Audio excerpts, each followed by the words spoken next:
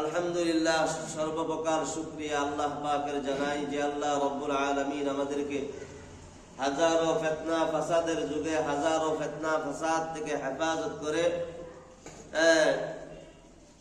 কোরআন ও হাদিস থেকে কিছু মূল্যবান আলোচনা করার এবং শোনার আল্লাহ তাআলা তৌফিক দান করলেন। এজন্য সকলেই শুকরিয়া জ্ঞাপন করি আলহামদুলিল্লাহ। আমরা সকলেই জানি বর্তমানে যে এক সময় চলতেছে, এই সময়টা খুবই ফিতনা ফাসাদের সময়। আমরা দেখতেছি, জানতেছি, শুনতেছি সারা পৃথিবীর মাঝে যেই শ্রেণীর মানুষগুলা সবচেয়ে ভালো, সবচেয়ে উত্তম, শ্রেষ্ঠ, বর্তমানে তাদের মাঝেও ফিতনা ফাসাদ ছড়িয়ে গেছে। টেলিভিশন ছাড়লেই তার পর্দায় প্রথমেই দেখা যায়, মোবাইল খুললেই তার প্রথমেই দেখা যায় যে পৃথিবীর শ্রেষ্ঠ মানুষগুলার মাঝে ফিতনা ছড়িয়ে গেছে। কোরআনে কারীম থেকে আমি সূরা নিসার একখানা আয়াত তেলাওয়াত করেছি। ওই আয়াতকে সামনে রেখে ইনশাআল্লাহ আলোচনা করব। আল্লাহ রাব্বুল আলামিন কোরআনে কারীমের মধ্যে বলেন, ইয়া আইয়ুহাল্লাযীনা আমানু, হে আমার বিশ্বাসী বান্দারা, হে ঈমানদারেরা, আতিউল্লাহ ওয়া আতিউর রাসূল, তোমরা আল্লাহ এবং আল্লাহর রাসূলের অনুসরণ করো। আল্লাহ এবং আল্লাহর রাসূলের অনুসরণ করো। বলেন তো আল্লাহ কি বলতেছে? কার অনুসরণ করতে? আল্লাহ এবং আল্লাহর রাসূলের। ওয়া উলিল আমরি মিনকুম, আল্লাহ তাআলা তারপরে বলেন এবং উলিল আমরের অনুসরণ করো। আল্লাহকে অনুসরণ করতে আল্লাহ বলেছেন, আল্লাহর পরে নবীকে আল্লাহ তাআলা অনুসরণ করতে বলেছেন।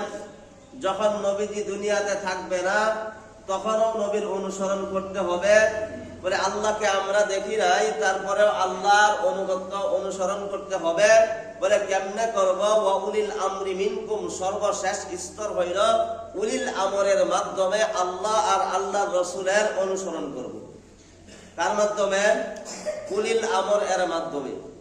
এবার আমাদের জানার বিষয় হইল উলিল আমর কারা। আল্লাহকে আমরা চিনি, আল্লাহর অনুসরণ করি, রসুলকে চিনি, রসুলের কথা কোরআন হাদিসে এসেছে।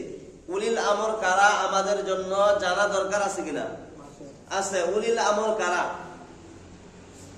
উলিল আমর কারা? তাফসীরে ইবনে কাসির, তাফসীরে জালালাইন সহ স্বাভাবিক সকল তাফসীর জগতে প্রত্যেক মুফাসসিরে কেরাম লিখেছেন উলিল আমর থেকে উদ্দেশ্য হইল হক্কানি উলামায়ে কেরাম। কারা বলেন?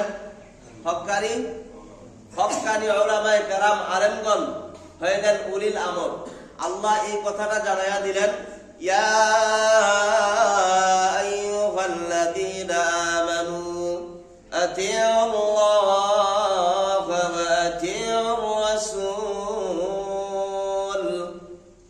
ওয়া উলিল আমরি মিনকুম। আল্লাহ বলেন, হে ঈমানদার বান্দারা, তোমরা আল্লাহকে দেখো নাই, আল্লাহকে দেখো নাই, রাসূলকে যারা তোমরা পাও নাই দুনিয়ার মাঝে, আল্লাহর অনুসরণ করতে হবে, রাসূলের অনুসরণ করতে হবে। ওয়া উলিল আমরি মিনকুম, এবং তোমাদের মাঝে যখন উলিল আমর থাকবে, নবীও থাকবে না, আল্লাহ তাআলাকেও তোমরা সামনে পাইবা না। ওয়া উলিল আমরি মিনকুম, তখন তোমাদের মাঝে যারা উলিল আমর থাকবে, ওই উলিল আমরদের অনুসরণ করবে। আর উলিল আমর হইল হক্কানি উলামায়ে কেরাম। এবার প্রশ্ন হইল হক্কানি উলামায়ে কেরাম কারা? আমরা তো জানি না। আমাদের জগতে যাদেরকে দেখি, আমাদের যুগে যাদেরকে দেখি, এদের মধ্যে তো দেখা যায় সবাই তো লম্বা লম্বা পাগড়ি লাগায়, সবাই তো লম্বা লম্বা জুব্বা লাগায়। কাদেরকে আমরা হক্কানি উলামায়ে কেরাম মনে করব? সবাই তো নিজেদেরকে হক্কানি আলেম বলে দাবি করে, আমরা কাদেরকে অনুসরণ করব? কথা বলেন ঠিক কিনা? সবাইকে একরকম দেখা যায়, কাকে মানব, কাকে অনুসরণ করব? এই আলেমদের মধ্যেই তো বিবাদ দেখা যায়, এই আলেমদের মধ্যেই তো ফিতনা দেখা যায়। হক্কানি আলেম এখন কারা আমরা কেমনে বুঝবো? এই আয়াতের তাফসীর করতে গিয়া মুফাসসিরিনে কেরাম উলিল আমর কারা এর ব্যাখ্যা করতে গিয়ে এইভাবে বুঝাইতেছে। আল্লামা ইবনে কাসির তাফসীরের মধ্যে লিখেছেন, আল্লামা ইবনে কাসির রাহমাতুল্লাহি আলাইহি উনি লেখেন যে আমরা তিনটা যুগ দেখেছি। একটা হলো সাহাবায়ে কেরামের যুগ, একটা হলো তাবিঈনের যুগ, আর একটা হলো তাবিঈনের যুগ। এই তিনটা যুগের মধ্যে কারো কোনো ব্যাপারে সন্দেহ নাই যে এই তিন যুগের উলামায়ে কেরাম যারা ছিল সবাই হক ছিল, সবাই হক্কানি আলেম ছিল। কথা বলেন? তবে মাঝে মধ্যে দুই একজন ফিতনা ফাসাদকারী থাকবেই, ওইটা হিসাবের বাইরে ছিল। সাহাবায়ে কেরাম সম্পর্কে কোনো সন্দেহ করা যাবে না, কোনো মন্তব্য, কোনো ধরনের খারাপ মন্তব্য করা যাবে না। এরা সবাই সকল সাহাবায়ে কেরাম সকল সাহাবায়ে কেরাম আদেল এবং ইনসাফগার ছিলেন। এই ব্যাপারে আমাদের আকীদা বিশ্বাস রাখতে হবে। তো সাহাবায়ে কেরাম সম্পর্কে কোনো কথা নাই। তাবিঈন যারা ছিলেন, তাবিঈনদের সাহাবীদেরকে যারা দেখেছে তাদেরকে তাবিঈন বলা হয়, তাদের ব্যাপারেও কোনো কথা নাই। তবে তাবিঈন যারা সাহাবীদেরকে দেখেছেন, তাদেরকে যারা দেখেছে তাদেরকে বলা হয় তাবিঈন। তাবিঈন সম্পর্কেও কোনো ধরনের কোনো সমস্যা নাই। যারা সাহাবায়ে কেরাম, এই শ্রেণী সাহাবায়ে কেরামদের সম্পর্কে কোনো কথা নাই। তাবিঈন যারা, এদের সম্পর্কেও কোনো সমস্যা নাই। তবে তাবিঈন যারা, এদের সম্পর্কেও কোনো সমস্যা নাই। এই তিন শ্রেণীর মাঝে খুলাফায়ে রাশিদিনের পরে বলে ভালো যুগ যেটা, আমরা উত্তম যুগ যেটা জানি, সেটা হইল খলিফা ওমর ইবনে আব্দুল আজিজ রাহমাতুল্লাহি আলাইহি এর যুগ পর্যন্ত। এটাকে বলা হয় প্রথম তবকায়ে উলা। এই তবকায়ে যারা ছিল সবাই ভালো ছিল। ওমর ইবনে আব্দুল আজিজ রাহমাতুল্লাহি আলাইহি উনার যুগ থেকে নিয়ে উপরে তাবিঈন, তবে তাবিঈন, সাহাবায়ে কেরাম, এই যুগটাকে বলা হয় ভালো যুগ, তবকায়ে উলা।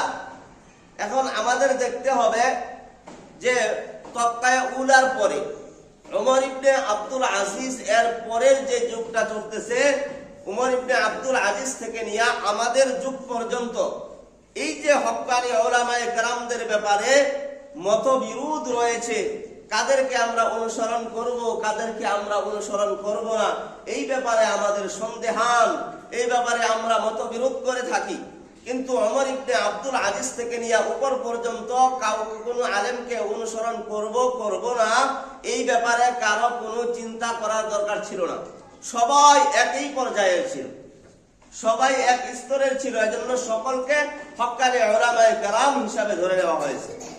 কিন্তু সমস্যা হয়ে গেল ওমর ইবনে আব্দুল আজিজ থেকে নিয়ে পরবর্তী উলামায়ে কেরাম যারা আছে এদের মধ্যে। আল্লাহ বলেন তোমরা আল্লাহকে অনুসরণ করো, রাসূলকে অনুসরণ করো, ওয়া উলিল আমরি মিনকুম, তোমাদের মাঝে উলিল আমর যারা তাদেরকে অনুসরণ করো। এখন উলিল আমর থেকে উদ্দেশ্য হইল উলামায়ে কেরাম। আমরা কোন উলামায়ে কেরামকে অনুসরণ করব? মুফাসসিরিনে কেরাম এই জায়গায় উলিল আমর থেকে ব্যাখ্যা করতে গিয়া বলেন খলিফা ওমর ইবনে আব্দুল আজিজের পর থেকে যত উলামায়ে কেরাম কিয়ামত পর্যন্ত দুনিয়াতে আসবে, যত উলামায়ে কেরাম দুনিয়াতে আসবে, খলিফা ওমর ইবনে আব্দুল আজিজ থেকে নিয়ে পরের যত উলামায়ে কেরাম, এই সমস্ত উলামায়ে কেরামদের মাঝে যাদের মাঝে প্রথম তবকার উলামায়ে কেরাম অর্থাৎ খলিফা ওমর ইবনে আব্দুল আজিজ থেকে নিয়ে উপরে তাবিঈন, তবে তাবিঈন, সাহাবায়ে কেরাম পর্যন্ত দ্বিতীয় শ্রেণীর উলামায়ে কেরাম যারা, অর্থাৎ ওমর ইবনে আব্দুল আজিজের পরের কিয়ামত পর্যন্ত যত আলেম আসবে, এই সমস্ত আলেমদের বলে যাদের চাল চলন, চলাফেরা, কথাবার্তা, কাজকর্ম প্রথম শ্রেণীর উলামায়ে কেরামের সাথে মিলবে, এরা নিঃসন্দেহে হক্কানি উলামায়ে কেরাম। আপনাদের অনেকেরই মনের প্রশ্ন, অনেকেই অনেক সময় বলে থাকেন যে হুজুর আমরা কোন হুজুরকে অনুসরণ করব, কোন হুজুরকে অনুসরণ করব? হুজুরদের মধ্যেই তো ভেজাল। কথা কন না কেন? হুজুরদের মধ্যেই ভেজাল। এই প্রশ্নের সমাধান আজকে আমি আপনাদেরকে দিতেছি। আল্লাহ রাব্বুল আলামিন সূরা নিসার আয়াতের মধ্যে নিয়ে আসছেন, ইয়া আইয়ুহাল্লাযীনা আমানু আতিউল্লাহা ওয়া আতিউর রাসূল ওয়া উলিল আমরি মিনকুম। এই আয়াতের মধ্যে আল্লাহ দিয়ে এসেছেন হক্কানি উলামায়ে কেরাম যারা তাদেরকে অনুসরণ করবা। হক্কানি উলামায়ে কেরাম কারা? এদেরকে বোঝানোর জন্য ওরা যুগটাকে আমার নবীর যুগ থেকে নিয়ে কিয়ামত পর্যন্ত দুই ভাগে ভাগ করলাম। এক ভাগ হইল খলিফা ওমর ইবনে আব্দুল আজিজ রাহমাতুল্লাহি আলাইহি থেকে উপরে সাহাবায়ে কেরাম পর্যন্ত। দ্বিতীয় শ্রেণীর যারা খলিফা ওমর ইবনে আব্দুল আজিজ থেকে নিয়ে কিয়ামত পর্যন্ত যত আলেম দুনিয়াতে আসবে, যত মানুষ আসবে, এরা হইল দ্বিতীয় শ্রেণীর। আর ওমর ইবনে আব্দুল আজিজ থেকে নিয়ে উপরে যারা, এরা হইল প্রথম শ্রেণীর। কাদেরকে অনুসরণ করব? আমরা হইলাম দ্বিতীয় শ্রেণীর মানুষ, আমরা দ্বিতীয় শ্রেণীর উম্মত। হক্কানি উলামায়ে কেরাম কারা? আমরা চিনি না। আমাদের মনে প্রশ্ন, উত্তর হইল দ্বিতীয় শ্রেণীর যে সমস্ত উলামায়ে কেরামের কথাবার্তা, চাল চলন, আমল এবং পোশাক আশাক সবকিছু প্রথম শ্রেণীর উলামায়ে কেরামের সাথে যাদের এই মিলবে, নিঃসন্দেহে বুঝে নিবেন তারা হক্কানি আলেম, তারা হক্কানি উলামায়ে কেরাম। আর যে সমস্ত দ্বিতীয় শ্রেণীর আলেমদের চাল চলন, কথাবার্তা, আমল, আখলাক প্রথম শ্রেণীর উলামায়ে কেরামের সাথে মিলবে না, নিঃসন্দেহে বুঝে নিবেন এরা হক্কানি আলেম নয়, হক্কানি উলামায়ে কেরাম নয়। কেন এই আলোচনাটা করতেছি? বর্তমান যুগে আমরা দেখতেছি চলমান দাওয়াতে তাবলীগ নামে যে কাজ চলতেছে পুরা পৃথিবীতে।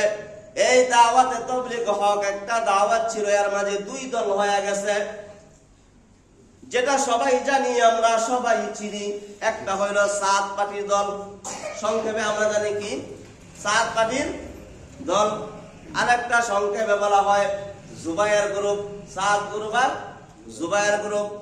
আসলে জুবায়ের গ্রুপ বলতে কোনো কিছু না, এটা হইল আরবি সূরা।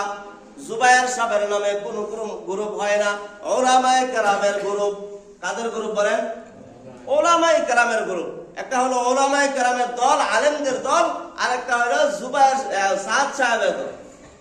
তো সাদ সাহেবের যারা অনুসরণ করতেছে, এরা আপনারা দেখেছেন গত 2 দিন পূর্বে টঙ্গী বিশ্ব ইজতেমা, যে জায়গায় সারা পৃথিবীর মুসল্লিয়ানে কেরাম ইজতেমার ময়দানে আসে, ওই ইজতেমার ময়দানে অতর্কিত ভাবে হামলা করেছে সাতপন্থী কিছু ভাইয়েরা। শুধু নিজেরা করছে তাই না, টাকা দিয়া ভাড়া করে আনে তাদেরকে হামলা করছে। ঘুমায়া ছিল মুসলমান দিনদার ইমানদার, ঘুমায়া আছে গভীর রাত্রে 3টা, 3:30, 4:45 ঘুমায়া আছে। অতর্কিত ছুরি দিয়া হামলা, অতর্কিত পাথর দিয়া হামলা, অতর্কিত ইট দিয়া হামলা করতেছে, অতর্কিত ভাবে লাঠি সুটা দিয়া হামলা করতেছে, ইট পাটকেল যা পাইছে সবকিছু দিয়া হামলা করছে। কারো দেখা যায় বুকের উপরে আঘাত করছে, কারো কপালের উপরে আঘাত করছে, কারো মাথার মধ্যে, কারো হাত একটা ছুঁইটা গেছে, কারো পায়ের মধ্যে আঘাত লাগছে। অতর্কিত হামলা করছে। এরাও নামদারি টুপিওয়ালা মুসলমান এবং উলামায়ে কেরাম। আপনারা বলেন একজন মানুষ কোনো ইমানদার লাগবে না, একজন মানুষ স্বাভাবিক আরেকজন মানুষকে অন্যায় ভাবে কখনো হত্যা করতে পারে না। কথা বলেন ঠিক কিনা? এরা যারা নামদারি মুসলমান এবং সাত পার্টি নামে পরিচিত, এরা কোন সাত পার্টি না, আজকে থেকে নাম নিয়ে আনেন, এরা হলো সন্ত্রাস পার্টি। কোন পার্টি বলেন? সন্ত্রাস পার্টি। নিরহ মুসলমান মুসল্লি, এরা দ্বীনের সাথে ইজতেমার ময়দানে কাজ করতে আসছে। এদেরকে হত্যা করার কি যুক্তি আসে? তুমি কিসের দাওয়াতে তাবলীগ করো? দাওয়াতে তাবলীগ হইল আল্লাহ তাআলার জন্য কাজ করা। আমি যদি আল্লাহর জন্য কাজ করি তো আল্লাহর বান্দাকে আমি কেন মারবো? আপনার যদি সংঘর্ষ করতে ইচ্ছা থাকে তাহলে তাদেরকে আগে জাগায়া দেন, আসেন আপনাদের সাথে আমরা মারামারি করব। হক্কানি উলামায়ে কেরামের দল যারা, এরা কখনো মারামারি চায় না, মারামারি করবে না। কেন করব আমরা মারামারি? মারামারির কি আছে? তাদের সাথে আমাদের বিভেদের একটাই কারণ, সেটা হলো তারা কোরআন হাদিস মানে না, তারা মানে সাদকে, আর আমরা কোরআন হাদিস মানি, সাহাবায়ে কেরাম নবীকে মানি। আমরা কোরআন হাদিস থেকে হক কথা বলার কারণে আজকে আমরা অপরাধী। আর তারা সাদ সাহেবকে ছাড়া অন্য কোনো কিছুকেই মানবে না। সাদ সাহেব যেটা বলবে সেটাই তারা করবে। তারা কি বলে থাকে জানেন? বলে সাদ এটা কোনো বাংলাদেশের মানুষ না, এটা দিল্লির এক ব্যক্তির নাম সাদ। তারা বলে থাকে যে সাদ যদি জাহান্নামে যায় আমরাও জাহান্নামে যাব। নাউজুবিল্লাহ বলেন। সাদ যদি জান্নাতে যায় আমরাও জান্নাতে যাব। এটাকে বলা হয় শরীয়তের ভাষায় ব্যক্তি পূজা। কি বলেন? ব্যক্তি পূজা হারাম। ব্যক্তি পূজা কি? শিরক, হারাম, স্পষ্ট ব্যক্তি পূজা হারাম। সাদ সাহেব জান্নাতে গেলে আমার কি, সাদ সাহেব জাহান্নামে গেলে আমার কি?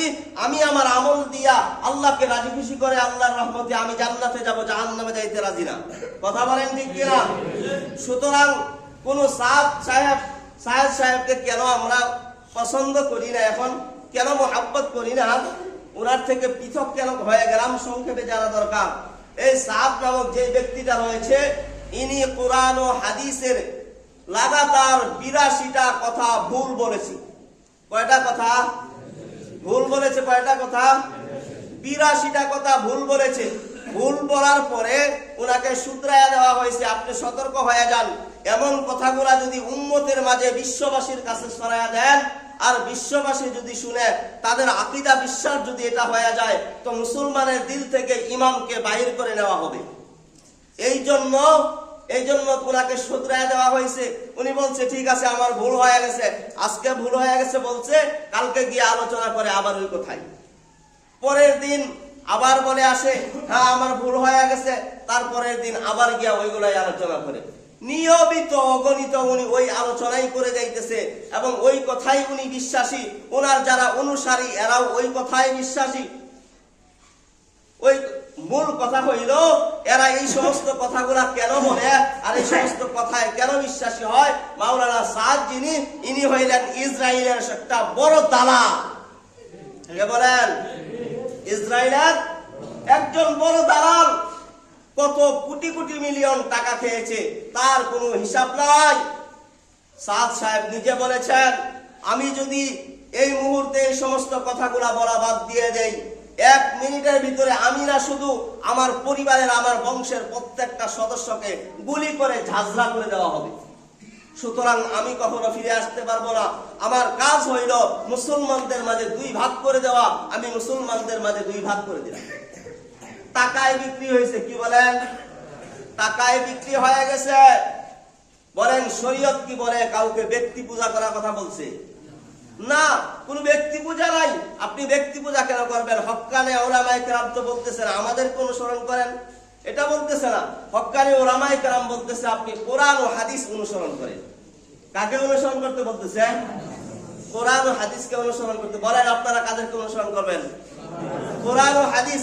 যারা কোরআন হাদিসের অনুসরণ করতে বলে তাদেরকে আমরা অনুসরণ করব। কেন? কোরআন হাদিসের স্বার্থে। কোরআন হাদিসের স্বার্থে। আপনারা সবাই জানেন ইবলিস শয়তানের আসল নাম কি ছিল? আযাজিল। কি নাম ছিল? মুআল্লিমুল মালায়েকা, যাকে বলা হয় ফেরেশতাদের উস্তাদ। মুআল্লিমুল মালায়েকা, এর আসল নাম ছিল আযাজিল। এত আমল করছিল ফেরেশতাদের উস্তাদ। কিন্তু আল্লাহ পাকের একটা কথা না মানার কারণে, অহংকার করার কারণে আল্লাহ বলছিল আদমকে সেজদা করো। আর তখন ইবলিস শয়তান বলছিল আল্লাহ আপনি আমাকে বানাইছেন আগুন দিয়া, আগুনের গুণ হইল উপরের দিকে ওঠা। আদমকে বানাইছেন মাটি দিয়া, আর মাটির গুণ হইল নিচের দিকে যাওয়া। আমি আগুনের গুণ উপরের দিকে হইলে আমি কেমনে আদমকে সেজদা করব? আমি কেমনে সেজদা করব? সুতরাং এটা আমার পক্ষে সম্ভব না। কারণ সে মুআল্লিমুল মালায়েকা, ফেরেশতাদেরও উস্তাদ। তার মনে অন্তরে অহংকার চলে আসছিল। আর এই অহংকার যখন আসছে, আল্লাহ তাআলা জানেন ইন্নাল্লাহা আলিমুম বিযাতিস সুদূর। আল্লাহ বান্দার দিলের কলবের খবর জানে। আল্লাহ যখন বুঝতে পারছে ইবলিস শয়তানের দিলের মধ্যে অহংকার চলে আসছে, এবার আল্লাহ আদমকে বানায়া বলতেছে সেজদা করো।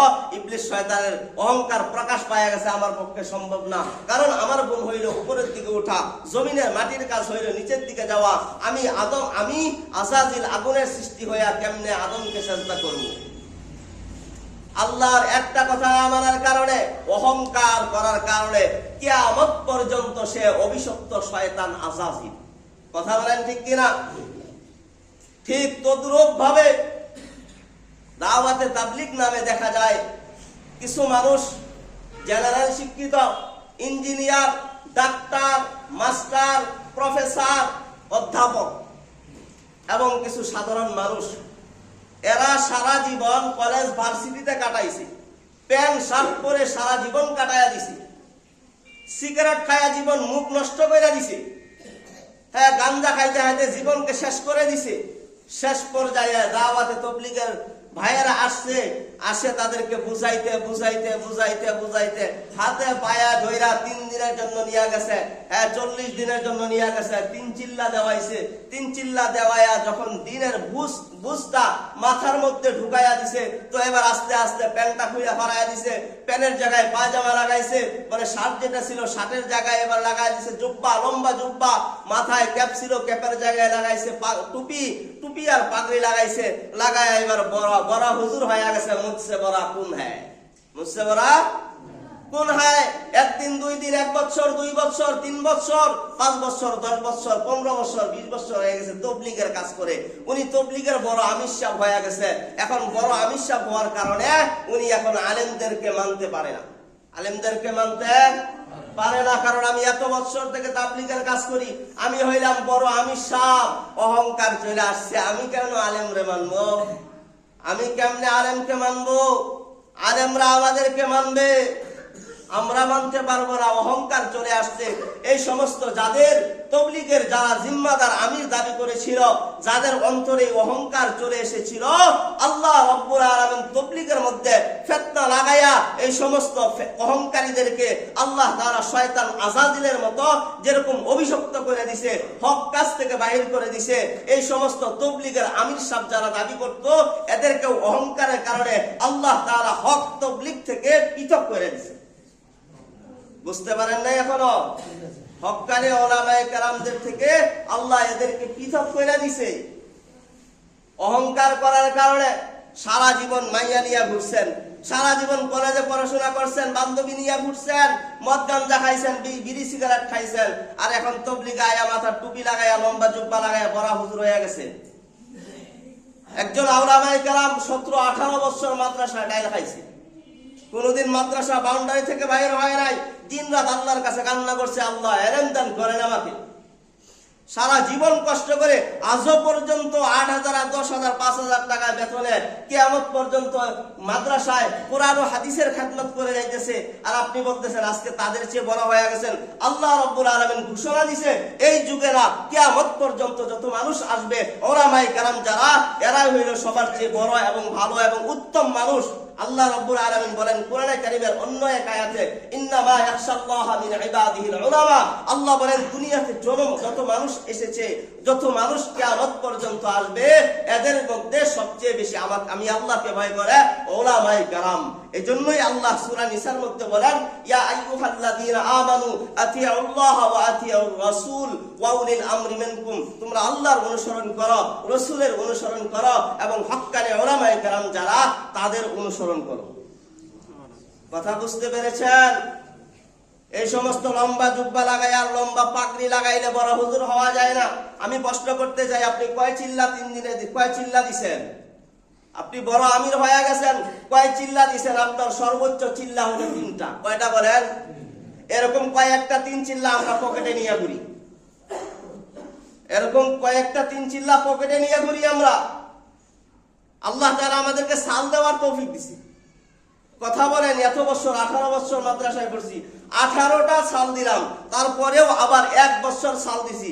আপনার জীবনে তো দেখা যায় না আপনি সাল দিছেন। 3 চিল্লা দিয়ে বড় আমির হয়ে গেছে এরা নিজেদেরকে অহংকার মনে করে। অহংকার করার কারণে আজকে কুরআন হাদিস মানে না, উলামায়ে কেরাম মানে না, মানে কুরআন হাদিস মানে না। উলামায়ে কেরামকে মানতে হবে, উলামায়ে কেরামকে মানলে কুরআন হাদিস মানা হবে, আর উলামায়ে কেরামকে যদি না মানে কুরআন হাদিস মানা হবে না। কারণ কুরআন ও হাদিস জানে একমাত্র উলামায়ে কেরাম। কথা বলেন ঠিক কিনা? এজন্য হক্কানি উলামায়ে কেরামদেরকে মানতে হবে। উলামায়ে কেরামও সময় লাগাইছে। আমরা 18 বছর সময় মাদ্রাসায় পড়াশোনা করার পরে আবার 1 বছর তবলিগে সময় লাগানো কি দরকার ছিল? তবলিগের মধ্যে কি শিখানো হয়? ওযুর ফরজ, গোসলের ফরজ, তায়াম্মুমের ফরজ, নামাজ কেমনে পড়তে হয়, এতটুকুই তো শেখানো হয়। এর চেয়ে তো বেশি কিছু শেখানো হয় না। কোনো মাসআলা মাসাইল শেখানো হয় না। কোরআন শরীফের ব্যাখ্যা তাফসীর শেখানো হয় না।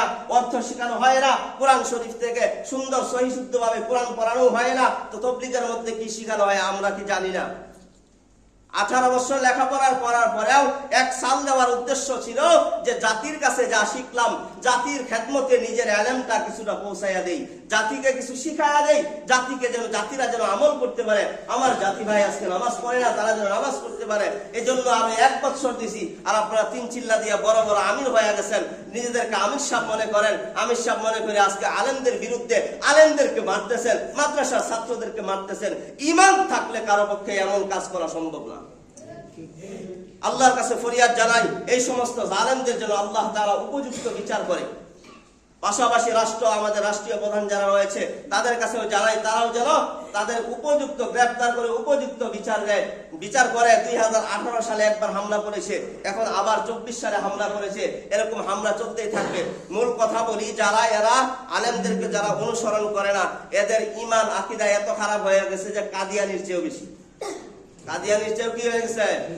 বেশি। আল্লাহ রাব্বুল আলামিন আমাদেরকে অল্প কিছু কথার উপরে আমল করা তৌফিক দান করেন।